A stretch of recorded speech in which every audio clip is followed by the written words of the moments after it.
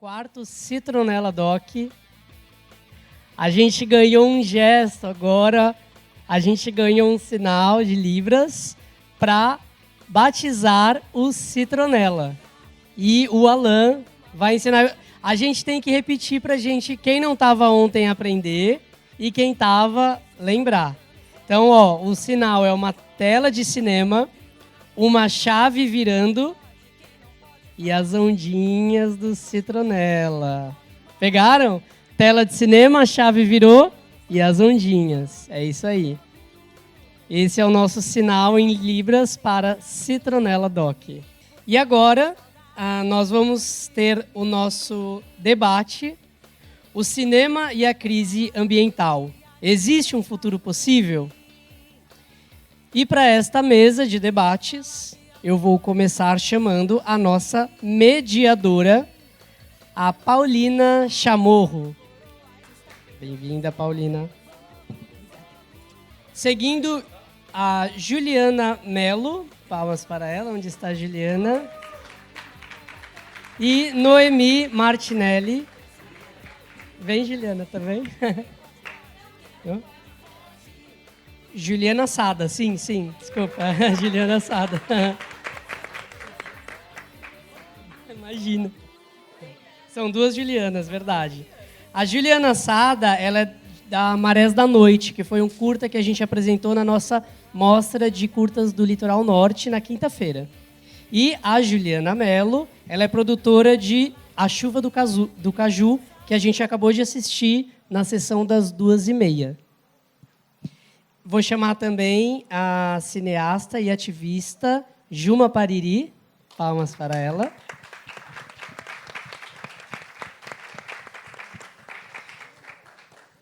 E o diretor do filme Rejeito, que a gente vai assistir logo depois desse debate, o Pedro de Filipe.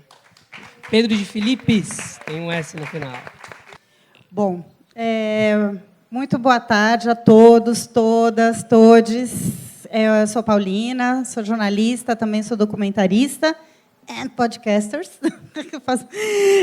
Mas é um enorme prazer estar aqui convidada para mediar essa conversa, principalmente porque são produções extremamente potentes e por estarmos aqui no Citronella. Dessa vez, por muita sorte e felicidade, eu pude acompanhar desde o primeiro dia de exibição, que teve justamente a produção das meninas, e foi muito potente. Então, eu acho que essa mesa... Eu também fiz 2 documentários ligados à natureza e a gênero, e tem me trazido uma alegria muito grande entender como a arte, como o cinema, como questionamentos, como sensibilização em diferentes linguagens podem trazer mudanças. Então, acho que ia ser muito legal se a gente pudesse trazer o propósito de fazer esse tipo de arte, de fazer esse tipo de documentário. Mas vamos começar. Nem todo mundo teve a oportunidade de assistir todas as produções. Então, eu queria convidar vocês para a gente fazer essa primeira rodada, contando das produções que vocês estão apresentando. No caso da Juma, eu vou fazer uma pergunta diferente, mas vamos começar assim, para vocês contarem qual é a produção que está aqui no Citronella, para a gente depois fazer uma outra rodada de conversas. E já deixo aqui aberto o microfone também para quem quiser se incluir nessa conversa, trazer mais perguntas, ou curiosidades sobre as produções e sobre o trabalho aqui das nossas convidadas e do nosso convidado. Então, Ju, Noemi, vocês podem começar contando? Oi, boa tarde. Prazer estar aqui com vocês. Obrigada pelo convite para exibir o Marés e para participar da mesa. Eu e a Noemi, a gente produziu um curta-metragem chamado Marés da Noite. Ele passou quinta-feira na Mostra do Litoral e Vale do Paraíba, Vale do Ribeira, Paraíba. É um filme, foi nosso primeiro filme. A gente reside aqui em São Sebastião e a gente contou a história da tragédia que aconteceu ano passado, em fevereiro, que foi um momento de muitas chuvas, deslizamentos de terra, com morte. e foi uma das maiores tragédias que a gente teve aqui na região. E a gente morava lá, a gente vivenciou, a gente morava e estava no momento lá, vivenciou isso e decidiu contar essa história a partir do cinema.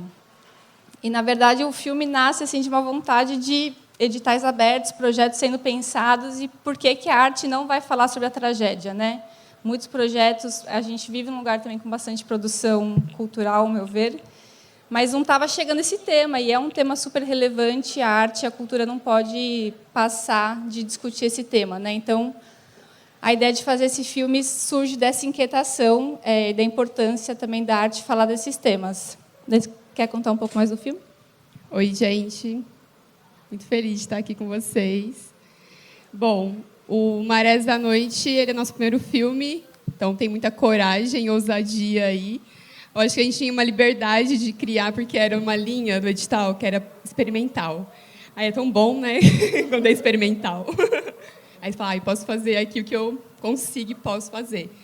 E aí a gente queria abordar a tragédia, mas também não queria trazer essa dureza, essa dor tão escancarada, né? E aí a gente falou, vamos falar da tragédia de uma perspectiva através dos sonhos. Então, a gente começou o processo de pesquisa, né, depois de ser aprovado, todas aquelas coisas que vocês conhecem. A gente foi atrás de pessoas que tinham sonhado com a tragédia. Então, começou essa pesquisa de campo mesmo. E aí a gente chega num grupo de 7 mulheres, incrivelmente só mulheres se dispuseram, né, a contar os seus sonhos. E dessas 7 mulheres, 5 mulheres tinham tido sonhos premonitórios. Então, isso já estava acontecendo, né, em algum lugar assim, do tempo. E aí, então, a gente reúne esse grupo de mulheres junto com a Nanda, que é a condutora, que é uma psicóloga, nossa amiga, e a gente começa a colher esses sonhos. Então, a gente proporciona um espaço onde elas possam compartilhar, tanto verbalmente, contando, também graficamente, desenhando, escrevendo. E foi bem bonito assim, a entrega delas, né? Elas produziram muito material gráfico, que foi ótimo para mim, que fiz animação. Então, eu consegui ter ali um repertório de imagens, né, para acessar. E, a partir disso, a Ju pegou esses sonhos todos, costurou no roteiro, e depois eu animei. E, bom, a gente não sabia que chegaria tipo, no Citronella. E, enfim, a repercussão desse filme, a gente nem não tinha ideia, porque quando a gente escreveu o projeto, a gente nem sabia se a gente ia encontrar pessoas que tinham sonhado, sabe? Então, foi muito importante, e acho que é isso. Muito, muito bom, obrigada. Realmente, reforçando, é uma animação. Então, nos traz realmente para um outro lugar. É um filme muito bonito, muito sensível. Parabéns. Juma, você não está com filme nesta edição do Citronella, mas você produz, né? Você produz também. E você é uma ativista. Queria que você contasse um pouco aí do seu trabalho, né, e do seu propósito, e o que você acha, então, sobre levar isso para neste tipo de linguagem. O que diferencia de outro tipo de ativismo? Kangi Queretu, boa tarde a todos. Muito feliz, muito honrada, emocionada de estar aqui de novo nessa terra. Eternamente agradecida assim, por Ju, Débora, primeiro por eu ter conhecido esse projeto lindo, né, Escola Livre de Cinema Caiçara, que eu sou muito, muito fã. E agora aqui conhecer o Citronella e conhecer vocês todos, essas produções maravilhosas assim que alimentam tanto a gente. Antes de começar, queria chamar a todos aqui, nós, né? Eu tive a oportunidade de conhecer as terras lá que eles chamam de a Terra da Tartaruga, que é Turtle Island, que é a região que é conhecida como Canadá, né? E lá tem uma luta indígena muito emocionante, né? Inclusive junto com o cinema, muito emocionante.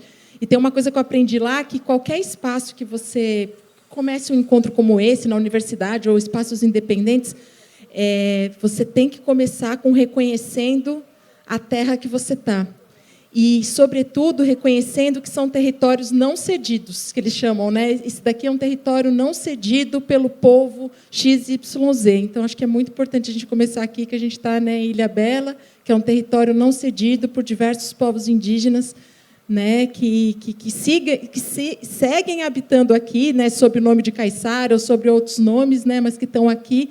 Inclusive, graças à Escola Livre de Cinema Caiçara, eu conheci o Daniel, que me contou uma história, que mora aqui na ilha, que contou uma história que a Tamiquan, que é uma artista pataxó, que mora no território indígena Guarani, né, da cidade de São Paulo, ela conta que os parentes dela andavam tudo por aqui e tem a profecia de que os pataxó vão retomar Ilhabela. Então, vamos, né, vamos emanar essas histórias, né? E eu acho que outro reconhecimento que a gente precisa, importante a gente fazer, né, aqui, nós que trabalhamos, né, com cinema e com essas questões ambientais, é fazer um reconhecimento dos seres metais que foram assassinados, extraídos do fundo da terra, né, para que a gente use as câmeras, os celulares, para essa tela e tudo mais, né? Então, hoje a gente vai ver, estou ansiosíssima para ver o filme da Queda do Céu, e uma das coisas importantes que eu aprendi quando eu li o Queda do Céu, né, que o Davi Kopenawa tão gentilmente, tão generosamente ensina, né, os povos da mercadoria, ensina a todos nós, que são os metais pesados que seguram a terra e as árvores, que, por sua vez, seguram o céu, né? Então, se a gente tira o metal da terra, né, a gente está acelerando a queda do céu. Então, acho que só começar a partir desses reconhecimentos, né, como a gente faz aqui juntos, porque aí, né, é a segunda parte, né, mas eu continuo trabalhando com o cinema, a partir dessas contradições, e trabalhando com o cinema junto a comunidades indígenas, junto a gente se chama, né, de parentes, junto aos meus parentes, e como a gente faz com isso, né? Como a gente faz com essa contradição de cara, né? Só que, ao mesmo tempo, a gente também sabe a potência que as produções audiovisuais têm de caminhar, né? Porque ele caminha muito mais, né? Ele se espalha muito mais, né? E para povos que estão precisando de ajuda para visibilizar suas lutas, o audiovisual acaba sendo uma das melhores e mais importantes ferramentas, né? Vocês vivem, todos nós vivemos, né? Quando precisa defender o território, né? E também tem uma coisa muito forte que é a juventude, muito por conta do acesso. Acho que todo mundo aqui que trabalha com juventude sabe que eu sou do teatro, né? Sou do teatro, das artes cênicas, né? E agora eu chego nas comunidades para trabalhar artes cênicas. O pessoal quer fazer cinema. Foi o caso que aconteceu, acho que numa dos trabalhos que eu compartilharia aqui, que, né, não está aqui, que foi isso. Eu atuo já vai fazer quase 5 anos junto ao Movimento Cariri, então eu também, né, sou de ascendência cariri, me autodeclaro cariri, mas muito menos por uma essencialidade, mas muito mais por uma questão existencial de parceria de luta mesmo, né? Eu estou no Movimento Cariri, faço parte desse movimento. E aí a primeira comunidade, né, que eu entrei, que a gente está junto até hoje, que chama Associação Indígena Cariri de Poçudanta Zumari. Aí eu cheguei lá para fazer um projeto de teatro, aí a juventude me deu a demanda: puxa, mas e se a gente fizer um filme? Falei: puxa, eu não sei filmar, não tem dinheiro, não tem câmera, não sei editar, mas vamos fazer esse filme juntos. Então a gente vai aprender juntos a fazer um filme, né? A fazer um filme. E esse filme chama Fôlego Vivo, e uma das coisas assim que foi mais interessante, assim, por exemplo, de fazer esse filme, foi antes da pandemia, né? A gente conseguiu ainda gravar antes da pandemia, mas é mais pela possibilidade e a potência que um filme pode ter, a exibição em si, né, assim, forma, conteúdo, mas como a capacidade de circulação dele pode gerar uma série de outras coisas, né? E, inclusive, para a própria Terra, para seres não humanos, né, de salvaguarda daqueles seres que foram sistematicamente, né, apropriados, assim, né? Então, enfim, tem várias histórias para contar, mas queria começar assim. Muito bom, Juma, obrigada. E, sim, vamos conversar sobre isso. Juliana, você é produtora e diretora de produção do filme A Chuva do Caju. Lindíssimo, parabéns. Conta um pouco dessa produção para a gente. Boa tarde. Meu nome é Juliana Mello, sou produtora executiva e sou diretora de produção do Chuva do Caju. O Chuva do Caju é um curta-metragem documental, para quem não estava na sessão agora. Ele fala sobre uma família dentro da comunidade Calunga, dentro do quilombo Vão de Almas. A comunidade Calunga é uma comunidade quilombola bem extensa, que existem vários territórios diferentes ao longo do Goiás e do Tocantins. A gente foi para esse específico, que é o Vão de Almas, e a gente acompanha essa família, que é a dona Neuza, o seu Alvino, a Ágata, que é a criancinha que ela é neta deles. A filha deles não estava lá, mas ela também é um pouco parte desse processo. E o Chuva do Caju, na verdade, ele foi um filme que foi um pouco acontecendo enquanto a gente estava filmando. A gente estava lá por um outro propósito. Ele é um produto de um episódio de uma série que a gente fez para um Prodave da EBC, que é uma série sobre extrativistas. Então, a gente foi para algumas comunidades tradicionais, a gente filmou com comunidades ribeirinhas, filmou em outros quilombos, e estava pegando justamente essa coisa, que a gente vai chegar nesse tema, né? Da coisa do tirar da terra, e de como que essas comunidades trabalham esses produtos que elas criam, que vêm da castanha, que vêm da fruta, que vêm de tudo isso que elas estão construindo e plantando lá. E aí o Chuva do Caju, na verdade, ele foi começando a acontecer, porque a gente tinha muito material, a gente foi filmando muito material. São personagens que envolvem muito a gente também. E aí a gente pegou... Desculpa, a gente vai ter que ter spoiler. A gente pegou a Chuva do Caju, né? A gente filmou, a gente foi em agosto, e aí a gente pegou essa chuvinha, uma micro chuva, ele inclusive menciona isso, de que essa chuva que é um pouco fora de época, mas que ela é fundamental, né, para o fruto e para o crescimento do caju. A gente chama também, né, de chuva da manga. A gente pegou um pedacinho, né, disso. E aí, conforme as coisas foram acontecendo, a gente tem um filme aqui, a gente tem essa personagem. E foi um processo muito, muito interessante de viver, porque o Chuva do Caju, ele é muito também sobre o tempo da terra, o tempo das coisas, o tempo daquela vivência. É um outro tempo, né? Um tempo totalmente diferente do da cidade. E a gente estava lá, a gente acampou, a gente ficou na casa da dona Neuza. E a gente viveu esses tempos. Porque das 11 horas era agosto, né? Então, o Cerrado é seca nessa época. Seca, estou falando de 10% de umidade, assim, acho que... E chegava uma hora que você não consegue mais filmar. Nem a câmera quer filmar mais. A câmera desliga. É muito quente, é muito seco, é muito calor. Então, durante o dia... E a areia branca, assim, ela começa a também puxar. É um calor que vem, um calor que sobe. É uma loucura. Então, as pessoas elas vão para dentro das suas casas à tarde. E vão para suas redes. E não acontece. Então, não tem ordem do dia. Você vai fazendo o que está acontecendo ali, no tempo do que está acontecendo ali. A gente foi vivendo esse tempo, porque a gente também não dava conta de fazer as coisas. E isso está no filme. A gente achou muito importante trazer isso para o filme também, esses longos períodos de espera, os sons que acompanham esses momentos. Então, eu acho que, entrando um pouco no tema do que a gente estava conversando, do que a gente vai falar aqui, tem um pouco essa coisa também dos tempos diferentes da terra, os tempos diferentes do clima, os tempos diferentes das comunidades tradicionais, de como elas vivem, e das suas tecnologias específicas que elas usam para elaborar aquilo também, e elaborar todas essas construções. Então, quem não conseguiu assistir, está no SP Cine Play. Isso, tá tudo disponível, bem lembrado, Juliana. Obrigada a você. Está tudo disponível, não sei até qual é a data que vai ficar. Dia 15. Até o dia 15, então corram, porque são filmes realmente que valem muito a pena a gente ver e rever. Eu já quero rever muitos. Pedro, você me empresta o microfone? Bem-vindo. E obrigado. Parabéns por Rejeito. Ele é um filme muito potente, muito...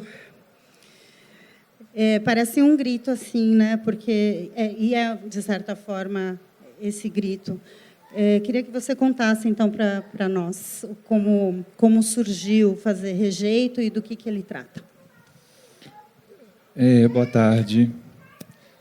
O Rejeito ele é já um resultado de uma pesquisa que eu vinha desenvolvendo dentro do cinema desde a graduação, em 2008. Eu tinha feito meu primeiro curta na comunidade ao lado, da comunidade que eu retrato no Rejeito, que é uma comunidade que eu frequentava desde os 15 anos. Então, é uma relação afetuosa que eu tinha de pessoas do interior de Minas que vão estudar em BH. E eu fiquei muito amigo de uma dessas pessoas. E é muito comum isso em Minas, né? Muitas pessoas vão para lá. E aí eu acabei conhecendo uma comunidade minúscula de apicultores, com 15 anos. E quando eu estava na universidade, estudando cinema, eu não queria ficção, e ali não tinha muita porta para documentário, aí eu pedi para fazer um doc, justamente porque essa comunidade estava sendo invadida por um projeto de mineração, chamado Projeto Apolo, que é a pretensão da segunda maior mina de minério de ferro do Brasil, a terceira do mundo. Ela, depois de Carajás, que fica no Pará, e é um projeto que tenta entrar na Serra do Gandarela desde 2008. Aí eu decidi fazer um curta nessa época e comecei a me envolver com movimentos sociais e toda essa história. E trilhei um caminho ali dentro, contribuindo com esses movimentos e me envolvendo mais com a comunidade, com os personagens. E quando vieram os rompimentos, que na verdade existe rompimento em Minas Gerais desde 89. Desde 86, na verdade. 86 ele não é considerado rompimento nos Altos, mas aconteceu em Itabira também, matou 8 trabalhadores. Sistematicamente tem acontecido rompimentos em Minas Gerais, não noticiados, no intervalo de 3 a 5 anos, desde 86.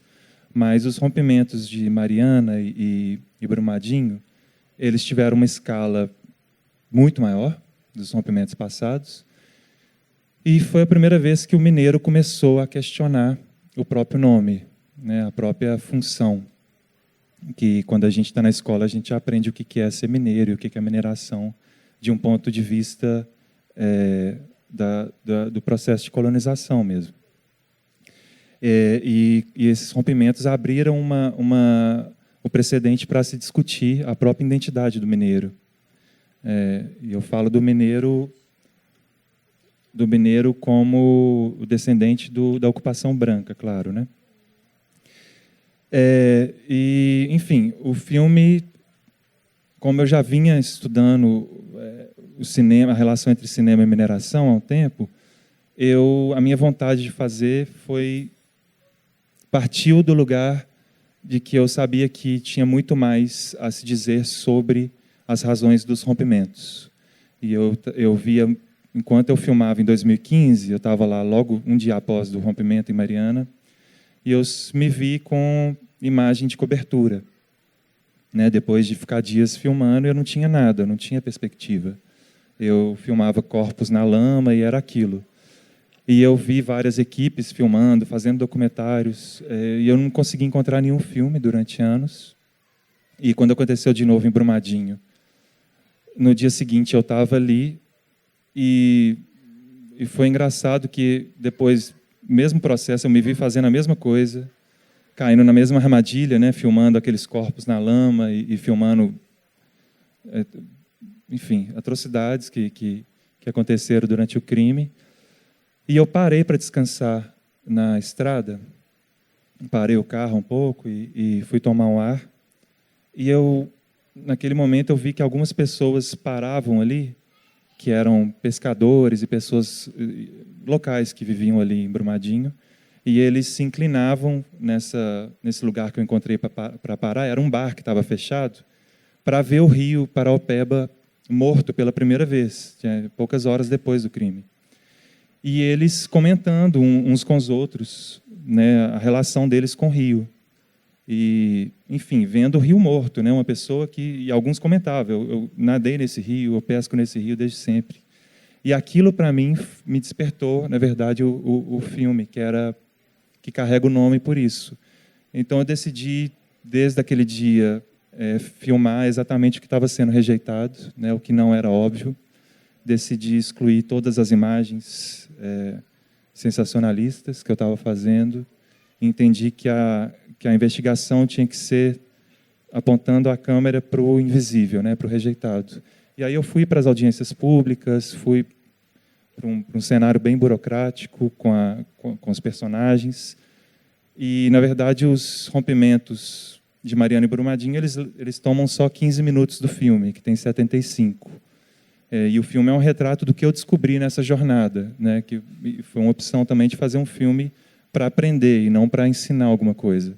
E eu aprendi muito durante esses 4 anos, indo a fundo em barragens que não romperam ainda, né, entendendo as estratégias por trás disso também, que envolve hoje os simulados, né, das zonas de autossalvamento ou zonas de sacrifício, e algo ainda que se chama, que é um terceiro tema, que é o terceiro ato do filme, que chama terrorismo de barragem.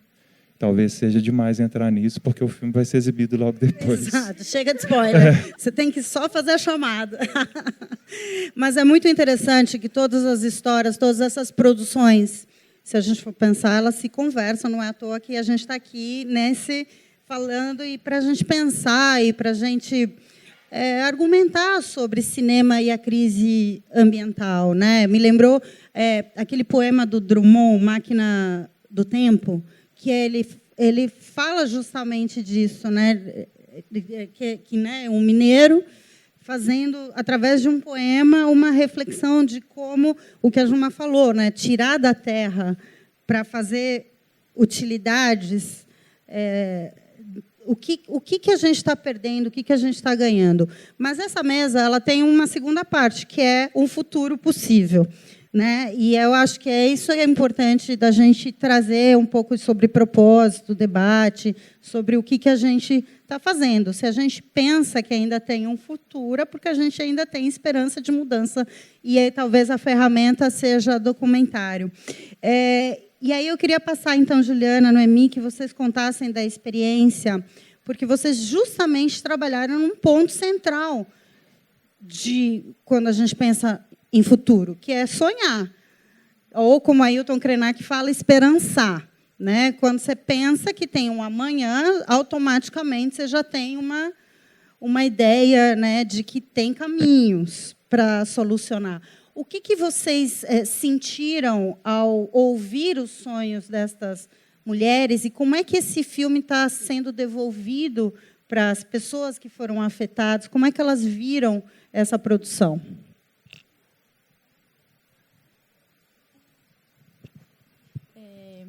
Bom, o que a gente sentiu, né?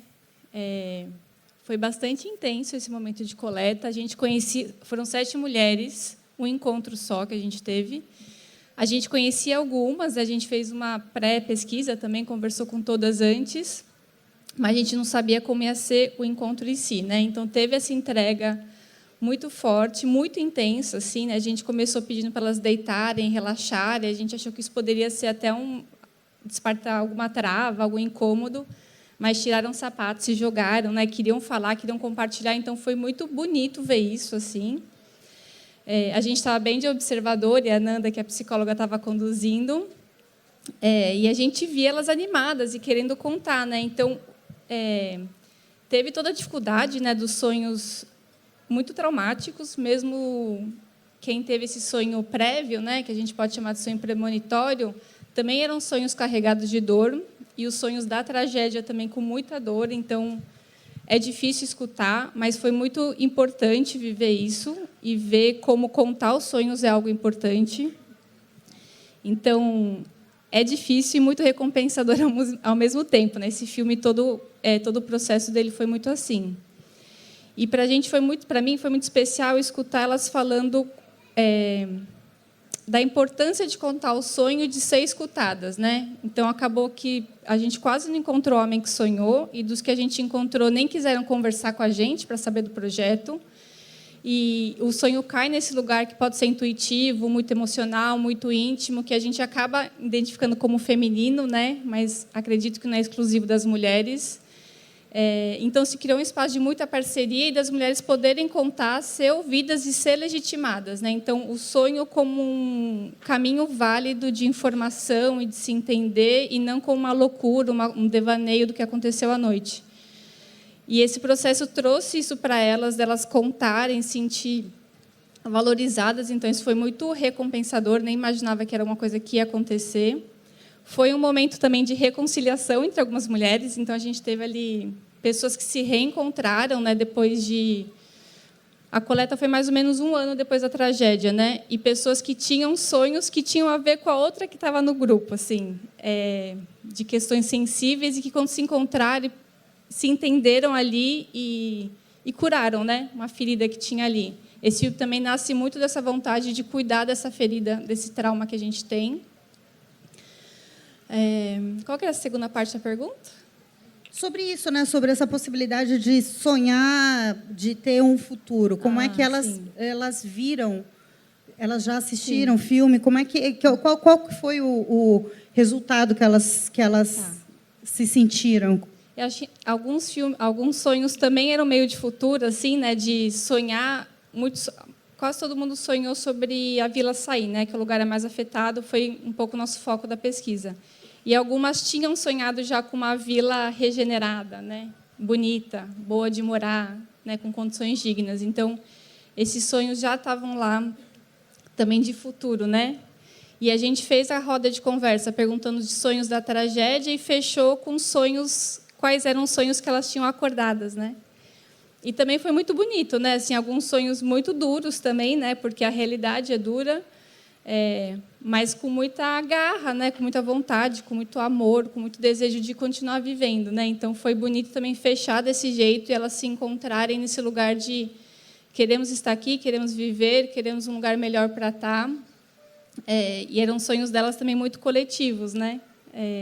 Não sonhos individuais. Quer responder a segunda parte? Noemi, também acrescentar que você teve também a missão, né, de transformar vozes, sentimentos, numa interpretação sua, né, e que se junta com a arte. Então, traz um pouquinho disso para a gente. Então, eu ia falar justamente isso, porque a gente viveu a tragédia, né? A gente estava no território. Boiçucanga também foi um lugar que foi atingido, né? Eu estava grávida quando aconteceu a tragédia, de 38 semanas a ganhar. Então, minha filha já nasce nesse marco, né, que eu acho que é o marco nessa geração da crise ambiental. Então, já inaugura a vida assim, né, sabendo que ela vai passar por isso. Então, para mim, foi um processo de cura também, porque eu não pude estar ativamente ajudando, né, colaborando com a comunidade. Eu tive que estar resguardada, vim até ter minha filha aqui na ilha, porque estava muito caótico. E eu acho que foi isso que a Ju trouxe bastante no roteiro, né, que mesmo com a crise, com a tragédia, a vida insiste. E ela traz uma frase do Nego Bispo, né? Não existe fim, é tudo começo, meio e começo.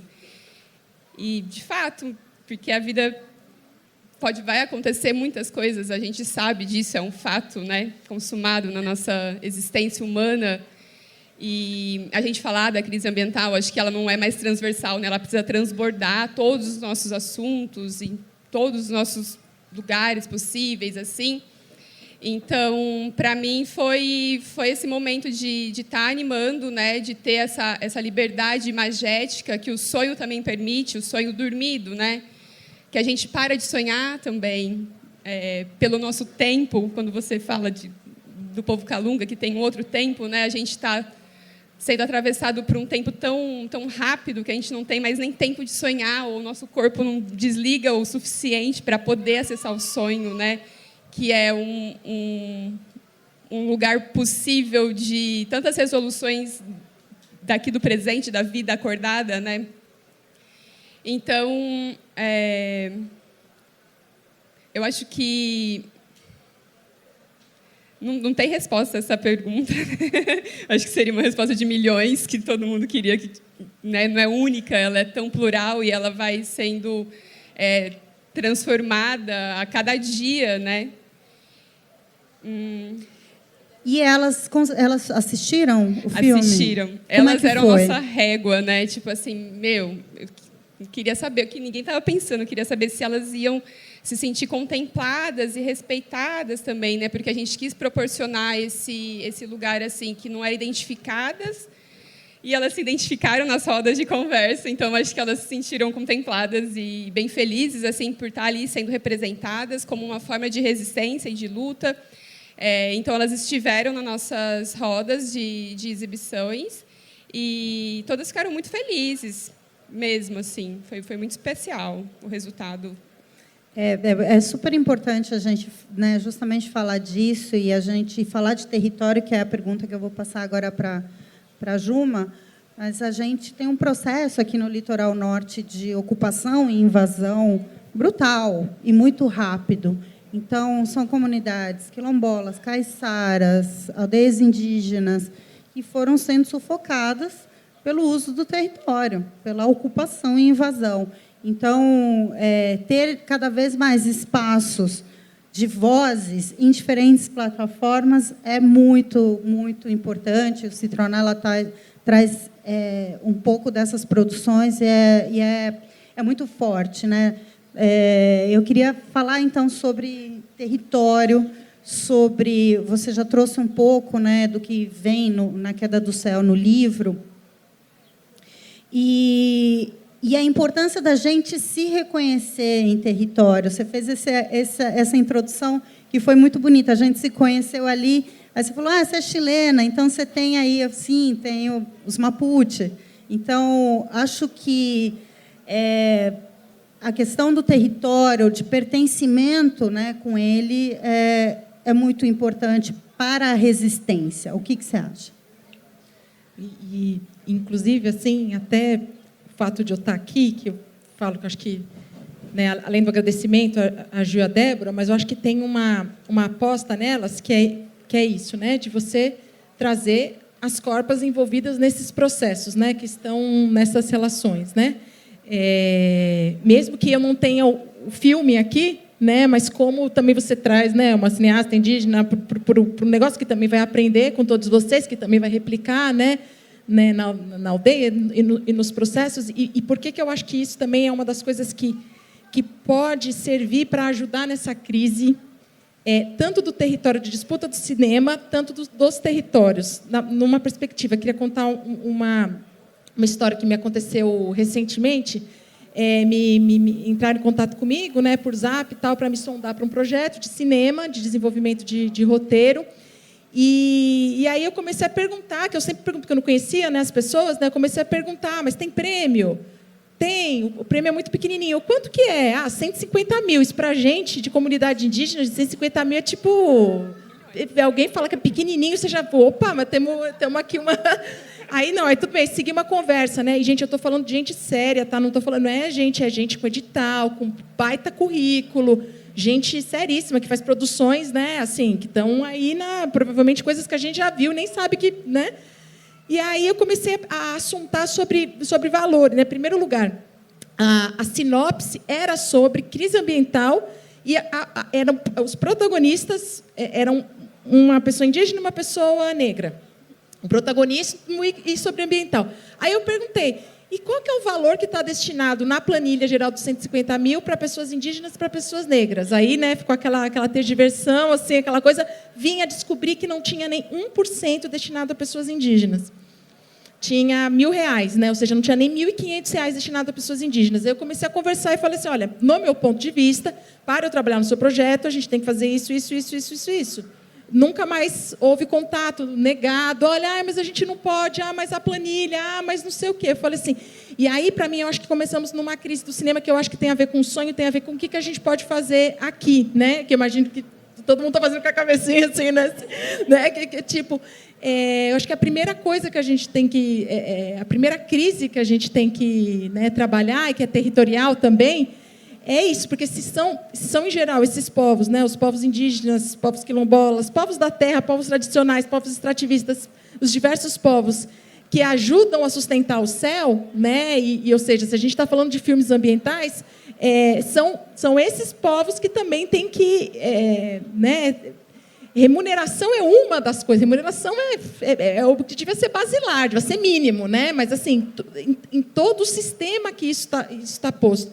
E eu, infelizmente, tem até uma coisa que o pessoal não gosta muito que eu conte, mas eu conto. Eu participei de várias bancas, assim, né, de seleção de projetos mesmo, assim, de cinema, né?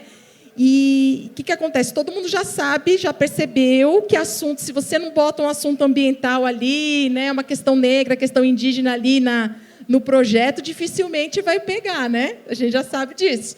Dificilmente vai pegar. E é isso. E aí está todo mundo focando em assunto, o que é muito importante, porque também, assim, em última instância, a gente precisa falar dessas coisas, porque senão está tudo um caos, né? Precisa falar. Todo mundo foca em assunto, mas não foca em, por exemplo, remuneração básica. Estou falando nem de 1%, às vezes, para essas comunidades que são filmadas. Então, isso é assustador. Então, acho que é uma das primeiras questões de território, né, que a gente tem que falar. Então, que é modo de produção. Essas pessoas, elas estão juntas, elas estão em que lugares no modo de produção de cinema? Né, elas são só... Que nem o filme que a gente viu hoje, a gente acabou de ver. Né, começa assim. A gente não quer ser só retratado, a gente quer... Né, também compor a equipe com todos que estão ali, de todas as etnias, de todas as, né, as raças, nem gosto de todos os povos, né, que podem estar junto.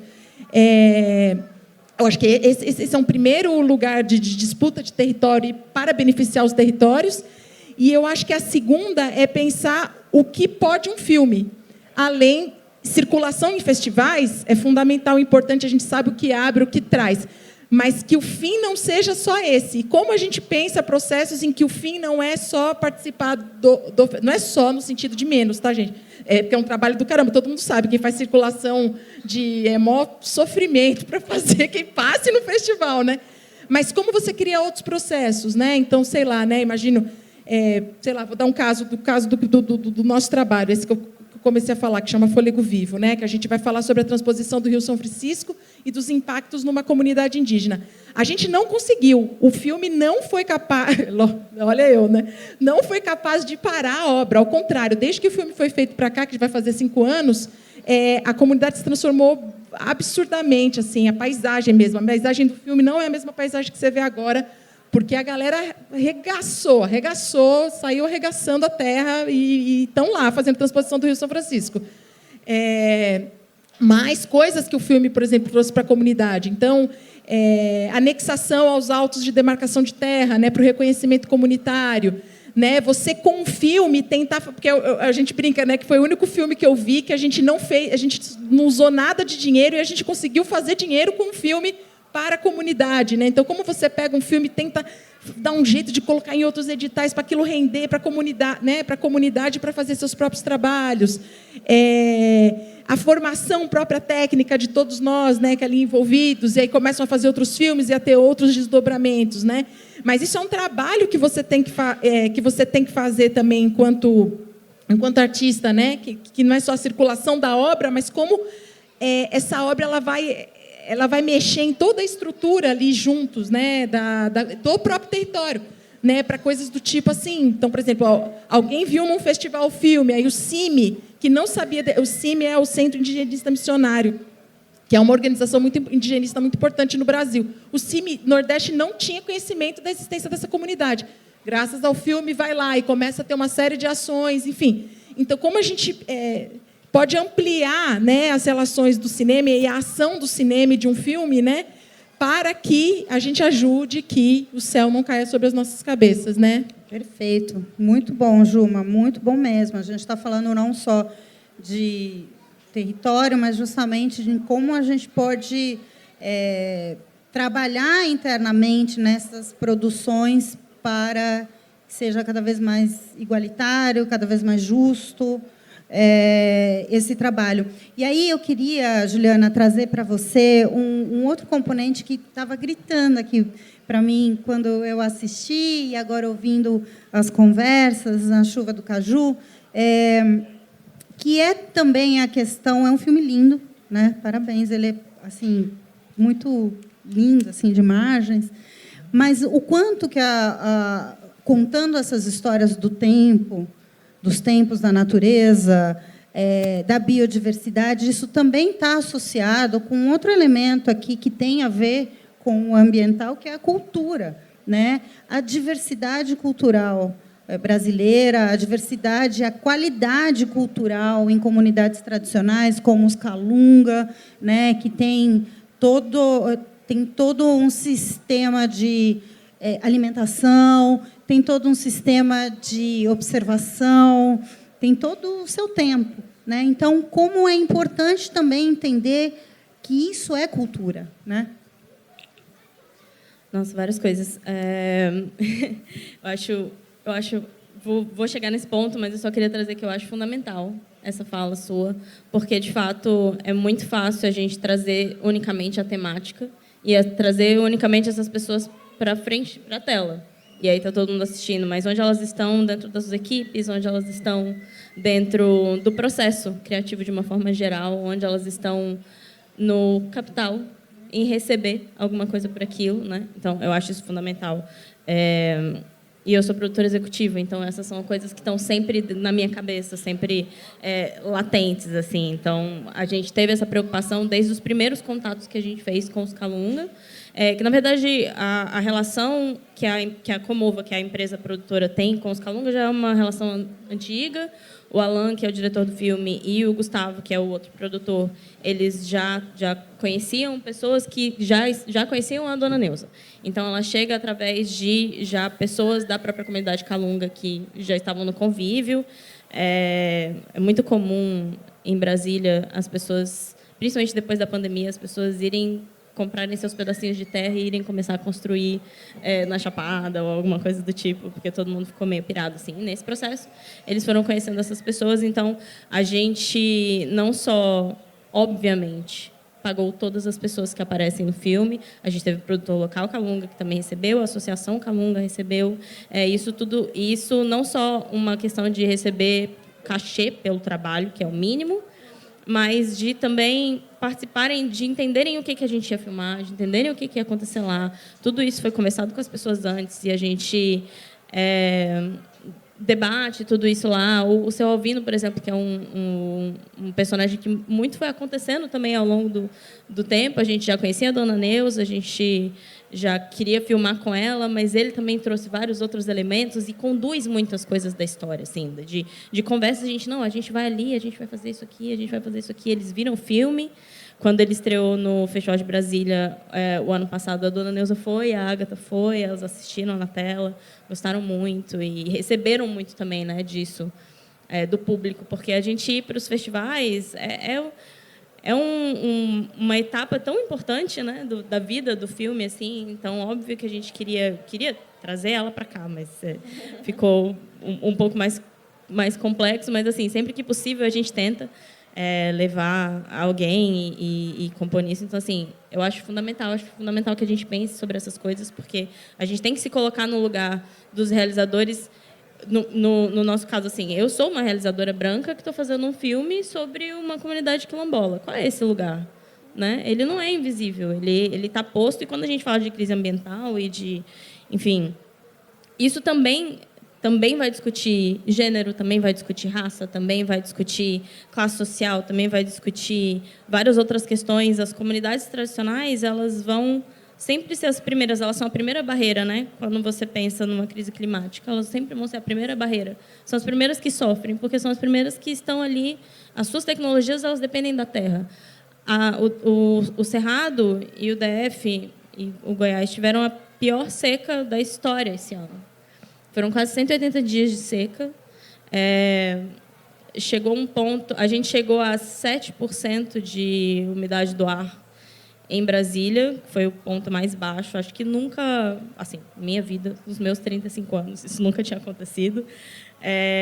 E aí, o que eu estou relatando do tempo, existe todo um período durante o dia, quando você está no vão, em que as coisas elas acontecem de forma muito lenta quando elas acontecem, porque, de fato, o clima não permite que você faça muita coisa. E aí, a gente foi em agosto, o córregozinho onde o Jaci Faz a Buraca estava baixinho, ele secou depois, e aí depois ele sobe, né? Mas assim, ele chegou a secar, e aí o Seu Alvino até menciona, eu não tinha visto isso antes. E esse ano ele secou de novo. E aí eu sempre fico pensando, eu estou ali na minha casa, em Brasília, sofrendo, com dor de cabeça, com o nariz sangrando, passando mal com essa seca. E eu tenho aqui uma cidade inteira que está passando tudo isso, e a gente está vendo a galera na Chapada, e a galera no vão, e a galera não só vivendo todos esses defeitos corporais, mas vendo a sua cultura, vendo tudo que eles constroem, tudo que eles vivem ao longo dos anos, cada vez diminuindo, né? Cada vez miando, porque uma coisa depende da outra. A gente se desconectou. A gente vive na cidade, a gente se desconecta muito com alguns elementos que, quando você está ali, você está vivendo aquilo, é impossível você desconectar. Eles são parte nossa, né? Somos terra também.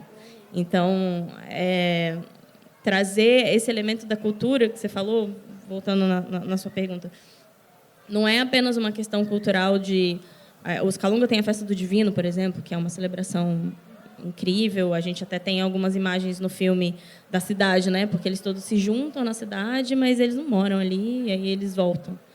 Então, a gente tem algumas imagens da cidade, tudo isso.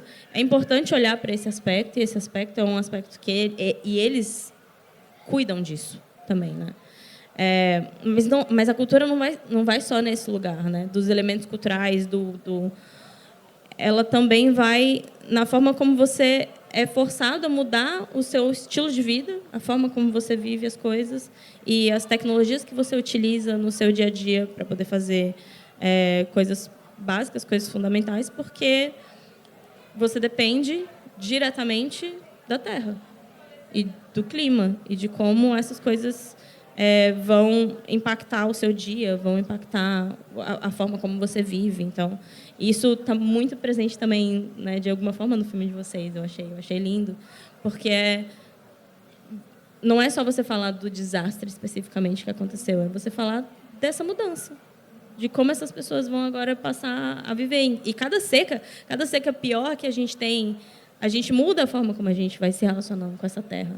E isso vai construindo uma sensação de desesperança, né? Então, quando a gente fala de futuro possível, esse futuro possível tem que passar por um lugar onde a gente cuida das nossas comunidades tradicionais também, porque eles são os guardiões, né? São os guardiões desses aspectos, eles são os guardiões dessa terra, e, mais do que isso, eles estão nos dizendo que vai dar errado. Que o jeito como a gente está fazendo as coisas não vai ser suficiente, e que a gente não só olhar, mas ouvir, entender de uma forma muito atenta que a gente precisa mudar esse formato, né? É o único futuro possível que eu consigo imaginar. Assim. Bom, e as produções, né, vêm com esse caminho, né? Mais uma linguagem que a gente possa aproximar as pessoas de realidades que talvez não tão próximas, de trazer essa realidade. E eu gosto muito de pensar também dessa diferente forma de comunicação, de também você não se sentir sozinho, né? Porque às vezes você está nessa luta, digo você, mas assim, cada um de nós ou das pessoas que estão retratadas no documentário, e vem um pouco da desesperança porque você não consegue olhar muita gente do seu lado. Mas quando a gente começa a trazer através do exemplo, né, de resistência, aí você começa a falar, opa, tem mais gente aqui, tem umas falas muito fortes ali, acho que de audiência, das pessoas ali das barragens, né, numa resistência. Então, trazendo esse acumulado da conversa dessas mulheres potentes aqui, e para trazer, queria te ouvir, Pedro, sobre essa reflexão, né, de território, mas principalmente de resistência. A gente está falando, em alguns casos aqui, de descaso do poder público, né, no caso, porque não dá para dizer, não é culpa da chuva o que aconteceu em São Sebastião, né? Eu fiz até um episódio do podcast que chama assim, do Voz do Planeta, não é culpa da chuva, e aí eu trago uma série de elementos, que existe a previsão, que existe um descaso do poder público de ocupação, que existe uma desigualdade, que existe um racismo histórico na distribuição. Então, não dá para nomear coisas da natureza como culpa da tragédia, né? Então, meio que algo maior, mas, ao mesmo tempo, a gente está vivendo uma crise ambiental feroz, né, que está afetando, a gente está vendo aí diversas comunidades ali Eu vi que no Xingu, esse ano... Bom, a própria Amazônia, né? Todos os rios ainda estão secos. O maior território indígena do país, território do Xingu, uma seca histórica, não consegue manter o sistema de alimentação, enfim.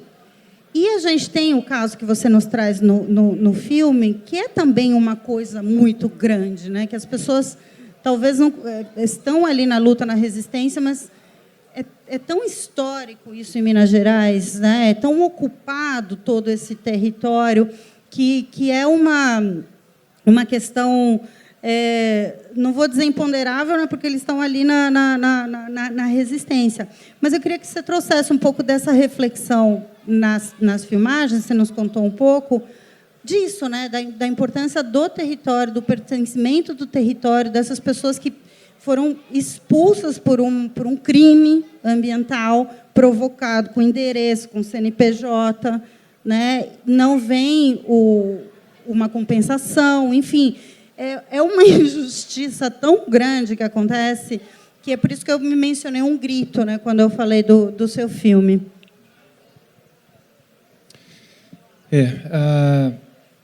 Bem, eu vou falar um pouco de algo que eu escutei recentemente, que me fez refletir muito sobre o território de Minas Gerais.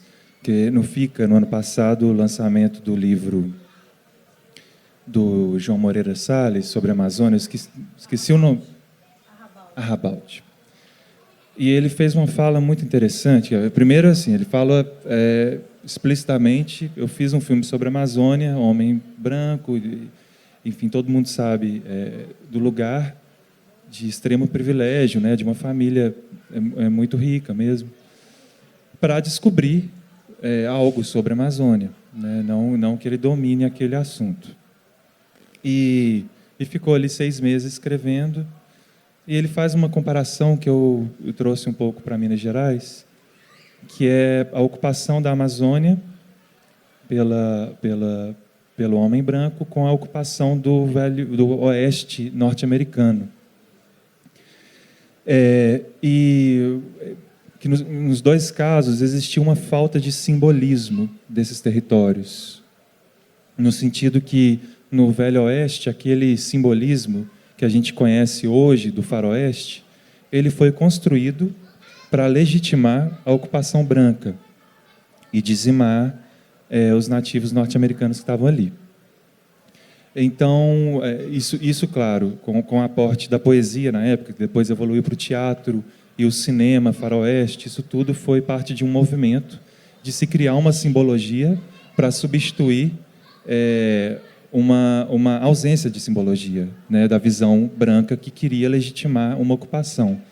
E uma cena que ele descreve, o João Moreira Salles descreve no livro, uma cena comum, que eu achei super interessante, quando ele visita as grandes fazendas de cultivo na Amazônia, isso há poucos anos atrás, que ele está ali na varanda e sempre chegava o senhor da terra e olhava para aquele campo de soja, aquela monocultura, e falava a seguinte frase: quando eu cheguei aqui, não havia nada. E ele compara isso a uma carta de Joaquim Nabuco também, das descrições dos portugueses, os primeiros portugueses, descrevendo a Amazônia como nada, né, como um emaranhado caótico que não tinha significância. E em Minas Gerais eu vejo isso muito bem construído na nossa infância, da identidade do mineiro como um único horizonte possível ser o horizonte extrativista, né? Então se constrói, se planta uma semente que é baseada num modelo econômico que a gente não optou, claro, né, como criança, muito menos quem ocupava esse território antes, e essa semente vai crescendo a ponto de não se enxergar um horizonte dentro do território. Então, ser mineiro e eu acho que Drummond e outros, vários artistas expressam essa melancolia, que tem a ver com o tema do abandono. Existe uma melancolia mineira, a gente vê muito na música do Milton Nascimento, que cresceu em Minas Gerais, né, embora se diz de Minas Gerais, embora tenha nascido no Rio, e vários artistas expressivos, uma melancolia em comum, que tem muito a ver com a falta de pertencimento nesse território, mesmo sendo dali e lutando por ele, né? E sempre com o dedo na pauta extrativista. E a gente, e é claro, assim, eu cresci em Belo Horizonte, né? É uma cidade que até geograficamente é interessante, que ela quem já foi, assim, vê serra em todo lugar, né? A Serra do Curral, a Serra da Piedade, a Serra do Caraça. E logo atrás dessas serras, se você vê as cavas. Então, e não do lado da cidade, né? Então é como se a cidade privasse a gente de ver a realidade do interior de Minas, né? Ela está escondendo o tempo inteiro essa minério-dependência. É como se esse tema não pudesse ser discutido ali dentro, né? Como um tabu que é. E quando você passa essas serras, passa esse lugar de segurança, que é a capital, embora os impactos invisíveis estejam lá também, né? Você vê que esse território está totalmente fragmentado, mesmo também com essa sensação de abandono. E você se conecta com essas comunidades, no meu caso, que, né, menino branco da zona sul de Belo Horizonte, vai para o interior e a gente... a conexão ela é através do tema do abandono de uma forma ou de outra, né? Quando a gente tem o papo na cozinha, no café no final de tarde, e a gente está falando sobre como a gente gostaria que não tivesse mineração, né? E são gerações e gerações que crescem, que vêm com essa sensação, né? E que estão reféns de um modelo, que é muito complicado uma pessoa hoje falar mal da mineração enquanto os familiares estão empregados nessa empresa. Então, ela vai te contar justamente na cozinha, no café, longe das câmeras, né? Nunca em frente às câmeras, porque é uma refém também, né? desse modelo econômico. E isso se espalha. É interessante eu trazer isso, né? Porque eu estou vindo de um lugar de extremo privilégio, mas é uma questão que eu vi que ela está difundida e conecta, né? com vários mineiros mesmo que ocupam, que circulam aquele território, né? É uma doença, é uma febre. E a gente minera sem saber o porquê já, né? A gente vê que a gente está completamente perdido com relação à atividade que a gente faz. É só realmente para sustentar empregos e num discurso de PIB que não sustenta mais, porque ele não reflete na qualidade de vida de ninguém. Você vai nos territórios minerados, eles são cidades horríveis de se viver, né? Com PIBs altíssimos, com novos empreendimentos sendo licenciados, mas as cidades são caóticas, né? Os dados de saúde pública dizem isso, né? Os problemas respiratórios, a violência que aumenta. O empreendimento minerário ele não traz prosperidade. E isso é uma fala comum, isso não é uma fala de um cientista social da UFMG. É uma fala de qualquer pessoa do campo, né? Já entendeu isso há muito tempo. Então, a moeda de troca da própria indústria extrativista, cada vez ela está caindo por terra, literalmente. E o discurso da empregabilidade é o único que restou, né? E até esse discurso agora está sendo colocado em pauta. Então, respondendo essa pergunta sobre horizontes e o que pode ser, primeiro, assim, que eu acho que a única possível mudança é da classe trabalhadora, no caso de Minas Gerais. Eu não acredito que eu posso fazer milhões de filmes, eles são muito pequenos, eu não faço achando que eu vou mudar nada, mas acho que pode mudar, mas não que vá mudar, né? Eu nunca prometo isso para ninguém, mas espero que mude. Mas a real mudança, para mim, tem que vir de um peão da Vale que foi tirado do Maranhão com 18 anos, foi jogado numa comunidade e que está longe da própria cultura, está sendo assediado por uma multinacional. E é a única forma de mudar essa loucura que está acontecendo lá. Bom, não sei, produção, como é que a gente está de tempo. Se dá tempo, também alguém da plateia quiser fazer alguma pergunta. Temos pergunta aqui. Meu nome é Hebe, né? De Camargo. Eu estou morando aqui em São Sebastião, Ilhabela, mas eu sou da capital de São Paulo. E eu me identifico quando você fala com essa questão, vocês estão tomando, né, quer dizer, a questão do território, né, da escassez dos minérios, dos povos que são os guardiões, né, da natureza. Mas São Paulo sofre também um problema de ocupação, que são das especulações imobiliárias, né? Onde toda a arborização da cidade, a urbanização, ela está sendo destruída e as pessoas não têm nem como respirar, né? E aí vem todo mundo neurótico, como louco, para cá, invade Ilhabela, invade São Sebastião, para poder respirar um pouco, né? Bom, com relação, nossa, o trabalho de vocês, gente, é fundamental, né? Eu acho que o cinema, os cineastas, vocês trouxeram, nossa, o filme, qual o nome do filme que você trouxe? Desculpa, eu sou muito... Chuva do Caju. Nossa, eu fiquei emocionada, cheguei até a chorar pelas mesmas ancestralidades da minha vida, etc. e tal, pela estética que você mostrou, que vocês mostraram, né, na tela, e todos os outros filmes também. Mas, enfim, eu estou falando assim porque eu estudo... eu sou psicóloga, mas eu estudo arte também, e fiz uma tese de doutorado fundamentada em documentário para trabalhar a consciência dos jovens da periferia de São Paulo por meio do documentário Menino 23.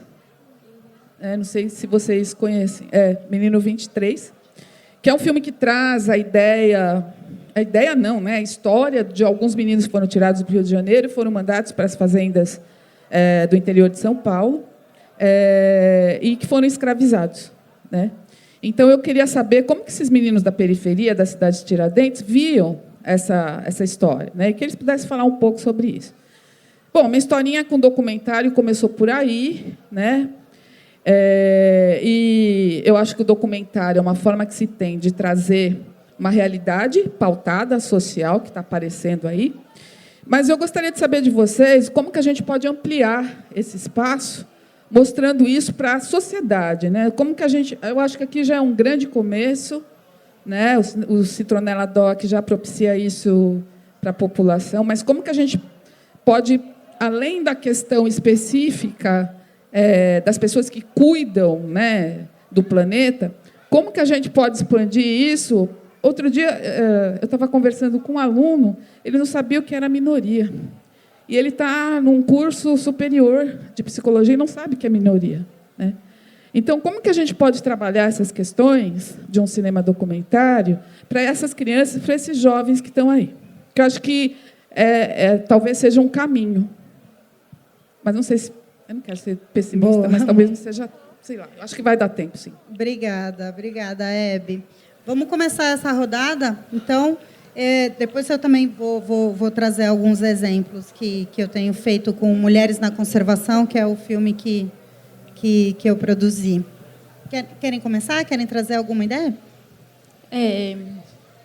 Eu fico pensando que a sua pergunta é sobre como a gente rompe as bolhas também, né? Porque, né, tem filme no YouTube, tem festivais gratuitos como esse, mas isso não garante que as pessoas estejam, né? E que não estejam presentes, participando, né? Com Marés, a gente... Foi um filme bancado pelo edital da Paulo Gustavo, né? Então, a gente previu 3 exibições. A gente escolheu bairros que foram mais afetados pela tragédia e sempre com uma roda de conversa, né? Então, a gente entendeu que não é um filme... Ontem me perguntaram, eu falei isso, eu nem tinha pensado. Então, cada vez que eu falo do filme, eu descubro coisas novas sobre ele. Mas eu falei que não é um filme para ver sozinho. E acho que é isso. Ele nasce para a gente se cuidar, pensando no território, né, da tragédia, mas ele também ele não nasce para isso, mas a gente tem visto ele como uma ferramenta para conversar sobre crise climática, para conversar sobre moradia, para conversar sobre justiça ambiental, sobre racismo estrutural. Enfim, são muitos temas, né, a partir do grupo. Então, a ideia, a gente quer sempre circular com ele. A gente passou numa escola com crianças essa semana aqui na Ilhabela, que foi super legal. Na outra semana, a gente passou online para uma turma de Ciências Sociais da UFB, da Federal da Bahia. Então, é abrir portas e falar que a gente está disponível e buscar, né? Porque acho que os festivais são muito legais, mas eles são um espaço elitizado também, né? Independente de ser pago ou não, se não tem um esforço maior em levar, em trazer o público, em estar em diversos territórios, ainda é um espaço de difícil acesso.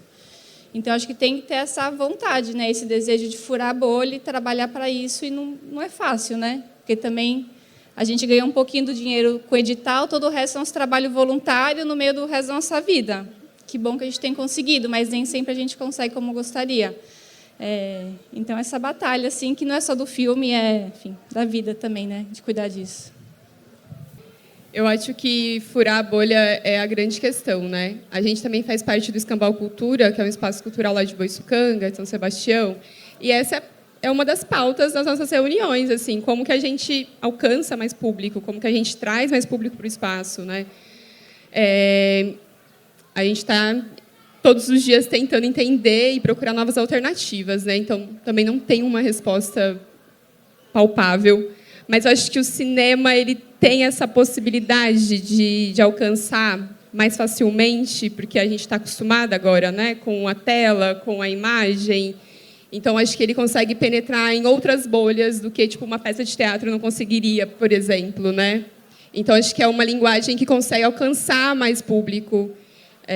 Acho que seria mais por aí, assim, que eu pensaria a possibilidade e na verdade, a forma que o cinema pode se expandir nessa forma de distribuição e de acesso e tudo mais.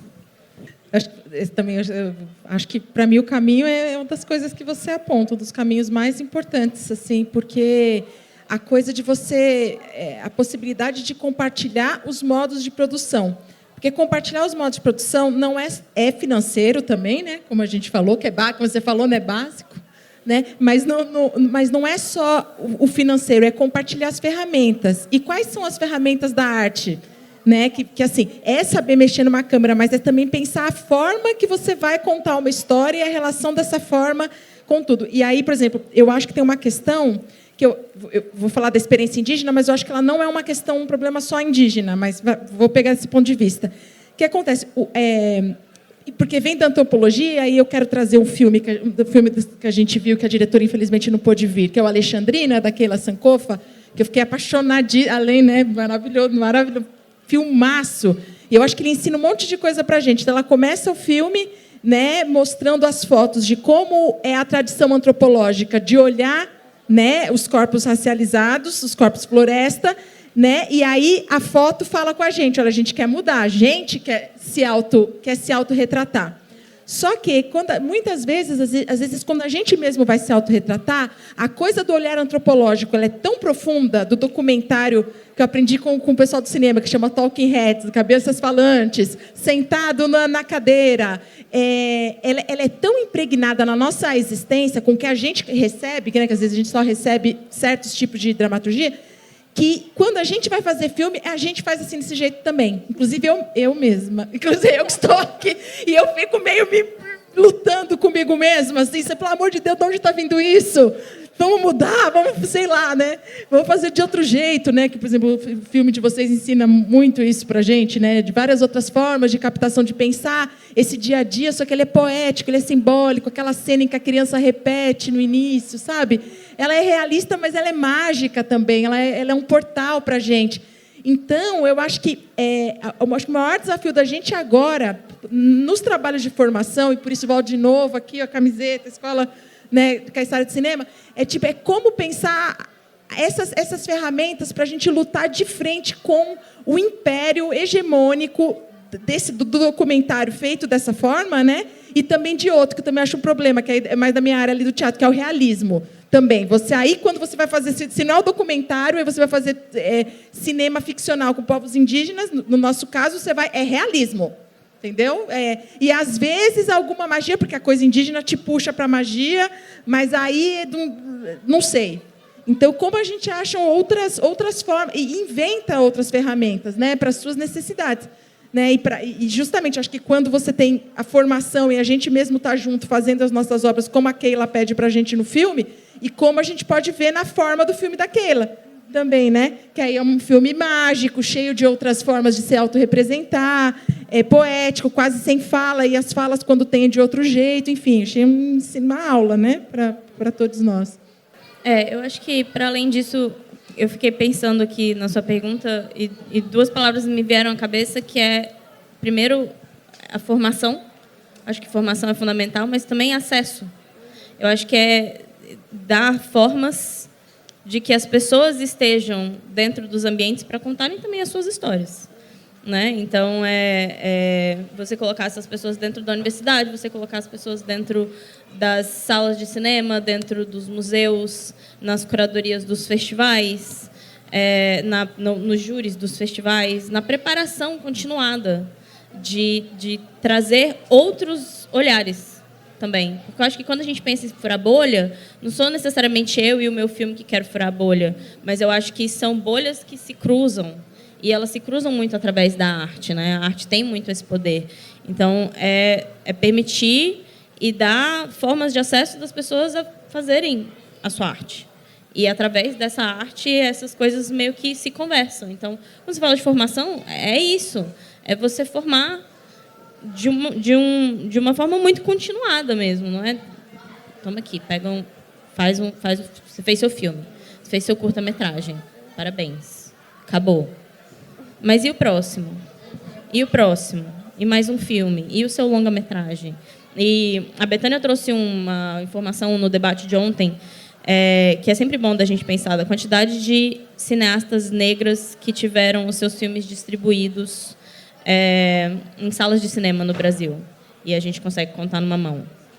Isso é só uma... Quantos cineastas indígenas tiveram longas-metragens distribuídos no país?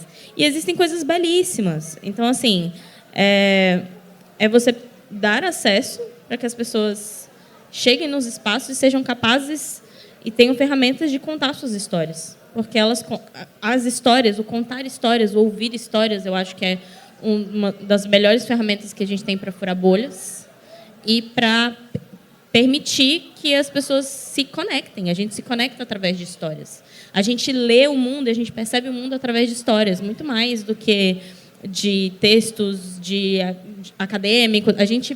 A nossa percepção, a forma como a gente estrutura as nossas memórias é muito através de histórias. Então, contar as nossas histórias e as pessoas contarem suas histórias e a gente trocar histórias, né? Acho que festivais fazem muito isso, é uma troca de histórias. Então, eu não sei necessariamente responder a sua pergunta, porque eu acho que se a gente tivesse encontrado uma forma de passar tudo que a gente está conversando aqui para a sociedade de um jeito geral, várias coisas que têm acontecido não estariam acontecendo. Então, não é uma resposta definitiva, mas eu acho que é um caminho, né? E aí, quando a gente traz futuros possíveis, é um caminho necessário, né? Necessário. Porque você questiona o sistema. É sistêmico. Não é aqui, não é apenas em Minas, não é apenas no Cerrado com as queimadas. É sistêmico, né? É um sistema inteiro que está tentando promover que a gente não conte as nossas histórias e que a gente não troque as histórias, né? Que a gente fique unicamente fazendo o que a gente sempre fez e existindo naquele microambiente e só tentando conseguir o máximo, ganhar o máximo e acabou. Então, essas trocas de histórias eu acho que são um caminho viável. Não tem muito a complementar, mas acho que da mesma forma que a ciência agora está vindo com a ciência cidadã, que é um conceito maravilhoso, né? Que cada cidadão vai gerar dado científico e possibilitar que contribua com a desinformação. Acho que o cinema poderia seguir essa tendência para o cinema cidadão e ser, em vez da gente ter 30 filmes com um orçamento enorme, que tenha 1 milhão de filmes de 30 mil reais. Eu sou completamente a favor disso. A gente tem esse potencial de dramaturgia em cada um. Eu tenho circulado o interior, comunidades tradicionais, comunidades pequenas, dando oficina de cinema com celular, né? Então, é só uma câmera, é um objeto que a gente olha através dele. É uma coisa muito simples, né? As histórias estão ali dentro das pessoas e elas saem de formas impressionantes. Agora, sobre a distribuição, o alcance, sim, eu acho que talvez um desafio ainda maior. E eu conto muito com os processos caóticos e tem alguns filmes como exemplo aí na história. Um deles é o Diamante de Sangue. Eu gosto do exemplo desse filme porque, antes de ser uma ficção com Leonardo DiCaprio, era um documentário. Um documentário que tentou associar a venda de diamantes no Congo a venda de diamantes na Bélgica com uma guerra civil no Congo. E foi um filme lançado logo antes do Natal, e desde aquele ano até hoje se associa a venda de diamantes com guerra civil no Congo, né? As vendas daquele ano despencaram, e a regulação de exploração naquele ano e conseguinte foram questionadas. Outros problemas vieram a partir disso. Não estou falando que o Congo está resolvido, mas é algo que é uma pedra no sapato que a gente nunca sabe o que pode acontecer, né? Quando eu falo assim, eu não faço filme achando que eu vou mudar nada, mas eu espero que mude, porque a gente nunca sabe. Então, essa profundidade da pesquisa eu acho muito importante mesmo, e você lançar isso na expectativa que vai, de fato, causar alguma mudança efetiva. Obrigada. Eu vou já começar a encerrar, mas eu também queria só contribuir. Achei maravilhoso tudo que vocês trouxeram, e acho que minha fala vem só para complementar, acrescentar um pouco, a partir de uma experiência muito particular, né? Eu sou uma jornalista que há quase 25 anos já cubro temas socioambientais, então sou documentarista mais recentemente. Então, eu primeiro queria falar sobre a temática socioambiental na sociedade brasileira, que eu acho que esse é um desafio muito grande da gente trazer, de que forma você vai sensibilizar, que forma aquilo vai fazer sentido, que forma que a gente possa falar sobre direitos, justiça climática, sem que as pessoas associem, a Amazônia está lá longe, sem que as pessoas não associem de que eu faço parte da Mata Atlântica, deste bioma que eu vou defender. Então, da natureza dessa forma como ela é, que faz parte de todos nós o tempo todo. Então, esse é um desafio muito grande. E a gente tem um outro desafio também muito grande, como vocês colocaram aqui, que é a questão dos acessos. Não só os acessos para as produções, mas os acessos para que as pessoas possam consumir aquilo que a gente está informando. E, muitas das vezes, por isso não ser engajador e acessível, deixa de ser consumida essa informação, né? Então, hoje a gente não pode negar que o Brasil tem mais celular do que banheiro. Hoje a gente não pode negar de que o país tem quase 20% de analfabetos funcionais. Ou seja, são pessoas que sabem ler e escrever, mas não estão tendo a fiel compreensão daquilo. Então, quando a gente está produzindo conteúdo hoje, isso eu estou falando muito particular meu, eu levo muito em consideração isso. Se eu quero que isso seja acessível, se eu quero que isso mude, como é que eu vou focar só em um público que tem acesso? Não, a gente tem que lutar por esses acessos da sociedade brasileira para os seus direitos mais básicos, que é de um ambiente equilibrado, que está no artigo 5 da Constituição brasileira. Básico. Então, para mim, hoje, fazer jornalismo e fazer documentação passam por esses caminhos. E aí, trazendo uma resposta mais objetiva de como levar, Pedro falou isso, as meninas aqui falaram sobre isso. Eu tenho levado esse documentário Mulheres na Conservação sempre para... Ele tem um formato que já pode ser passado em sala de aula, que pode ser passado... Ele não foi para o cinema, ele só foi para festivais, e a gente está fazendo questão de alguém da produção participar, e em cada final de debate a gente leva mulheres líderes de conservação, de social, daquela pequena cidade para debater o filme. E aí, você traz a regionalização, as pessoas, às vezes, as mulheres que estavam fazendo o seu trabalho ali não eram conhecidas nem na própria comunidade.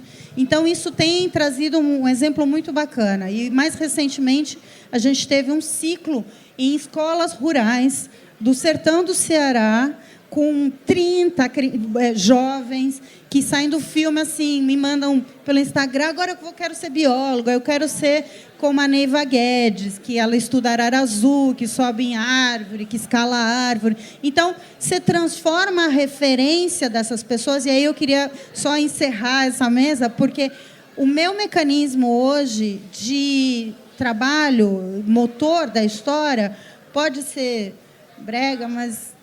O amor é brega. É o amor. É o amor.